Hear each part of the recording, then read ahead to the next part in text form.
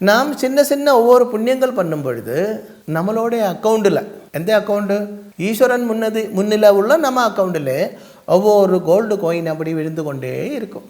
அதாவது நம்மளோட புண்ணியம் ஜெயிக்காமலே இருக்கும். அப்படி இருக்கும்போது நம்ம வாழ்க்கையிலேயும் நம்ம அடுத்த சந்ததி பரம்பரை, நம்மளோட பின்காமிகள், அவர் வாழ்க்கையிலேயும் சுகம் சந்தோஷம் சமர்த்தமாகவே இருக்கும். இப்போது நீங்கள் பார்த்துருப்பீங்க, பல பிரபு குடும்பங்கள், ராஜ குடும்பங்கள், அதே மாதிரி பெரிய பெரிய பண்ணையார் குடும்பங்கள், இதெல்லாம் இன்றைக்கி ஷெயிச்சு ஒன்றும் இல்லாத அவஸ்தையில் இருக்காங்க.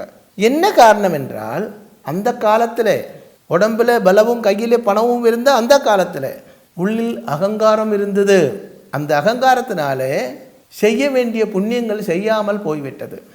நல்லா புரிஞ்சுக்கோங்க, கையில் எப்போ பணம் வருதோ அந்த பணம் பர்மனண்டாக உங்களுக்கு இருக்க வேண்டுமானால் புண்ணியம் செய்ய வேண்டும். தனத்தோட வேலி தானம் என்று சொல்லுவாங்க.